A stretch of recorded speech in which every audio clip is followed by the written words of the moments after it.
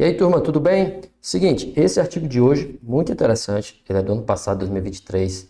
Ele fala sobre o uso de gastroprotetores em gatos e, na verdade, ele vai nos mostrar o quanto que isso é prescrito de uma maneira inadequada, tanto as famotidina da vida, como também o omeprazol, tá? Esse artigo vai ficar disponível para vocês. Vamos lá. Seguinte, avaliação,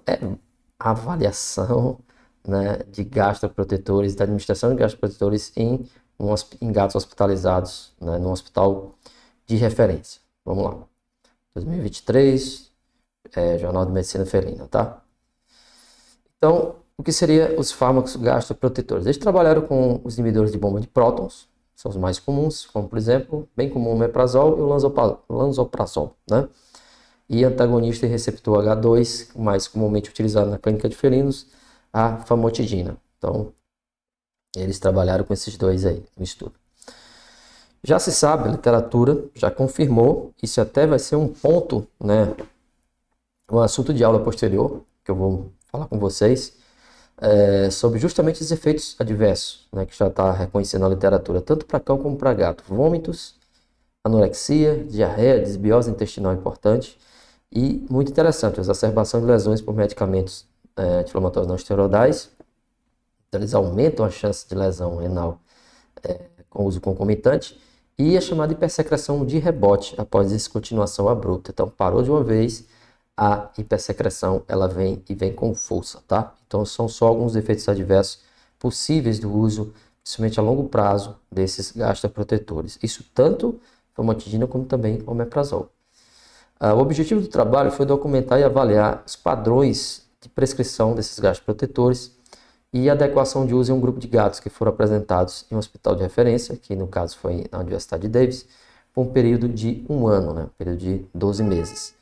Então eles viram registros médicos de todos esses gatos, né, no hospital veterinário lá de Davis, e eles anotaram, viram que tipo de administração foi feita durante a hospitalização ou quando eles foram para casa, né, com a receita para casa, tá? Quanto tempo, as indicações, quais são os critérios que eles utilizaram para prescrever, qual foi a medicação, e aí eles montaram 4 grupos, tá?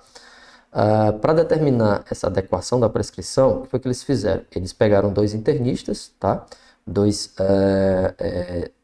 especializados, né, em gastroenterologia, e revisaram todos esses registros, e os 2 chegaram lá, conversaram, né, para poder pontuar e justamente classificar essas categorias aqui a seguir.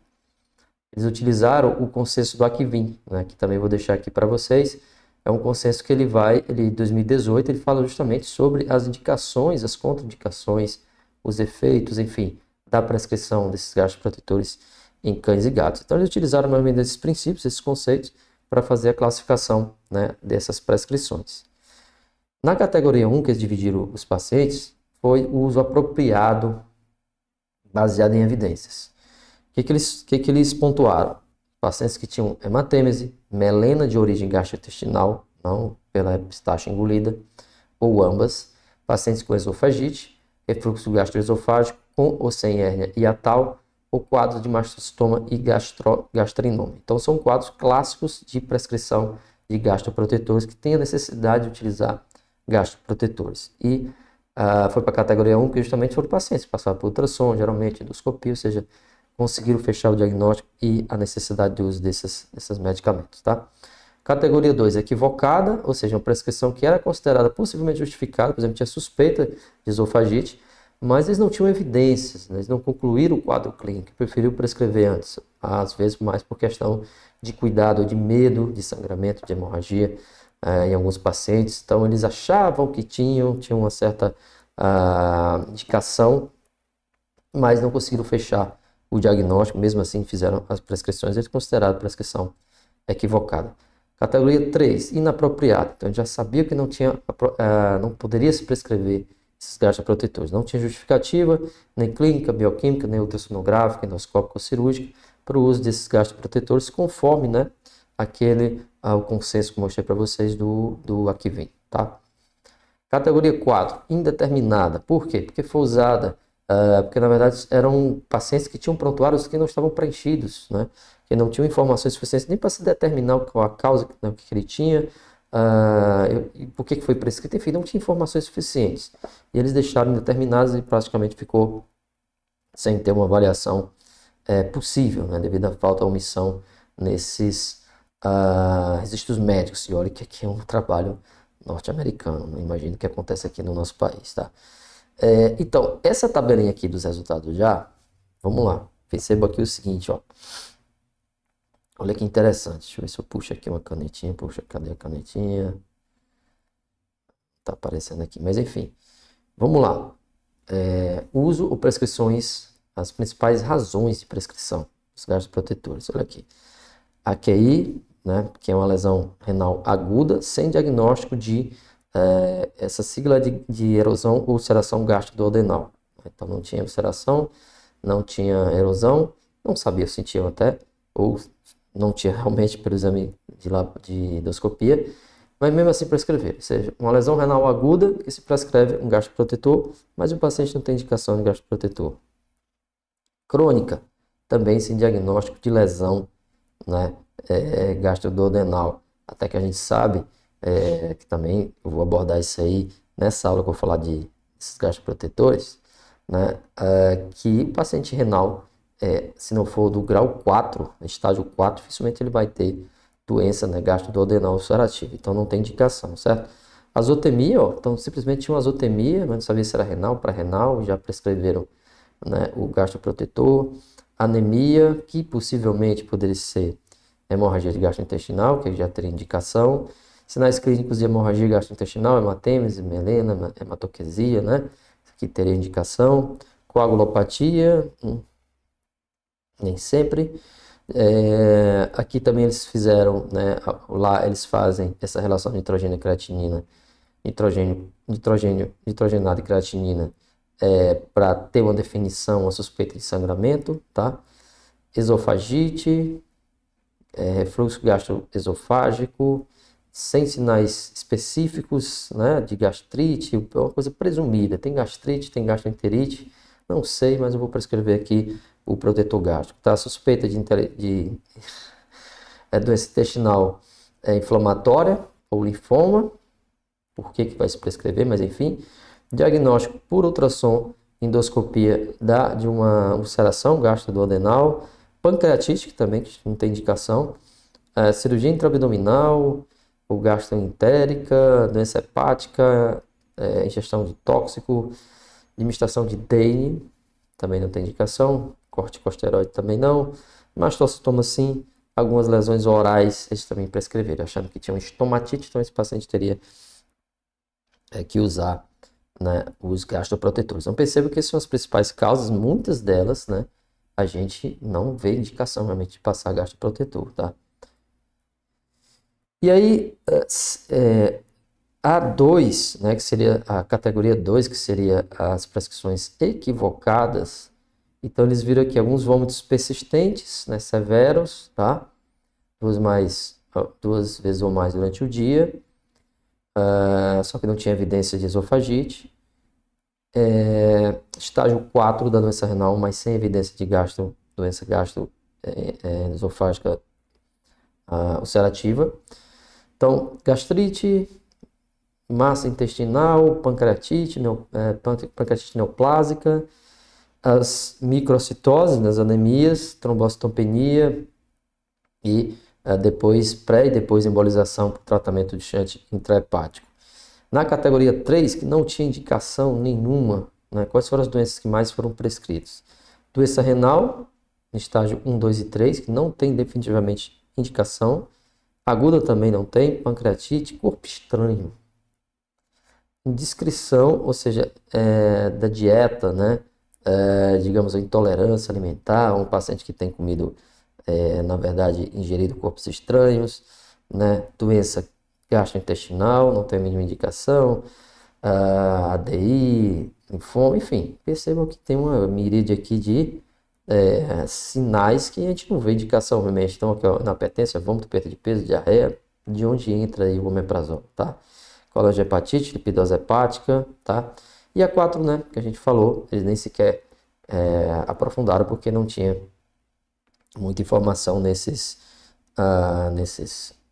prontuários.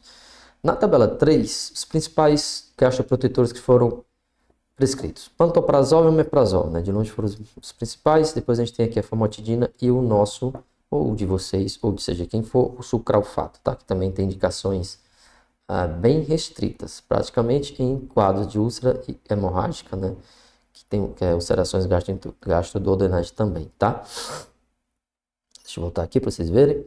70% pantoprazol, 26,4% omeprazol, famotidina 10% e sucralfato 16,4%, às vezes concomitantemente, tá? E aqui temos a frequência, alguns, por exemplo, omeprazol, alguns prescreveram cada 12, outros a cada 24, né? Então não tem assim uma decisão. Duração de dias 2 aqui, pantoprazol, omeprazol, uma média de 6 a 14, certo? Então é isso. Principais prescrições inapropriadas. Como a gente já viu, lesão renal aguda. Então foi a razão mais comum da prescrição inapropriada, com 26,67 casos, né? 38,8%, certo? Sem nenhuma indicação nas diretrizes do Aquivem. E os inibidores de próton, bomba de prótons, né? Como o pantoprazol, né? O omeprazol foram os mais prescritos, 86,3% dos gatos do estudo. Então, muita prescrição, né? Principais prescrições equivocadas, aquelas informações incompletas, né? Alguns casos foram classificados como equivocados devido à falta de informações, tá? O que impedia a avaliação e a justificativa da prescrição. Em alguns tiveram decisões baseadas em avaliações sugestivas, ou seja, base na experiência clínica ou preocupação em complicações, né? Tentando prevenir, tá? Úlceras, tá? Mas sem forte evidência que alinhasse essas diretrizes do Aquivem. 50% dos casos em que os gastroprotetores foram prescritos para indicações aprovadas, a dose ou frequência foram subótimas, ou seja, subdoses ou subfrequência para o tratamento de distúrbios relacionados à acidez. Então se prescreviam, mas mesmo assim não tinha uma posologia adequada, que a gente sabe que os inibidores de bomba de próton tem que ser a cada 12 horas, né? E sempre ter aquela informação que é muito importante para o tutor dar 30 a 40 minutos antes da alimentação. Então, muitos deles não tinham essas observações. Nenhuma das instruções de alta foi abrangente no fornecimento de todas as informações necessárias, né? Sobre o momento da administração, como eu falei para vocês, a interação com outros medicamentos, duração, quanto tempo eu vou administrar. Redução gradual, não tinha muita clareza, né? Então, tem que se fazer redução gradual. Os pacientes não tinham nem informação sobre isso. E os potenciais efeitos adversos, que muitos tutores não sabiam, porque também não estava escrito, também ninguém sabe se foi dito ou não, enfim, não tinha registro no prontuário, né, e nas prescrições, tá? Conclusão: prescrição e administração frequente inadequada de gastroprotetores em gatos que foram atendidos no hospital veterinário de referência terciária, né, então foram inadequadas, boa parte, porque mais de 80%. Além disso, as instruções de alta frequentemente careciam de informações sobre o momento e a duração da administração, bem como a redução gradual dos seus efeitos adversos do medicamento. O que fica para a gente? Pessoal, muito cuidado na prescrição desses gastroprotetores, né? Eu falei para vocês lá no começo, efeitos colaterais são fáceis de acontecer, principalmente o efeito rebote, hipersecreção rebote, pode ser um dos fatores de lesão renal também, pode ser também um fator de perpetuação ou piora de pancreatite, tá? E principalmente desbiose no gato. Então, são pacientes que sofrem de desbiose porque vai diminuir a acidez dessa região do duodenal. Isso com certeza vai fazer crescer outras bactérias que não poderiam estar crescendo aí.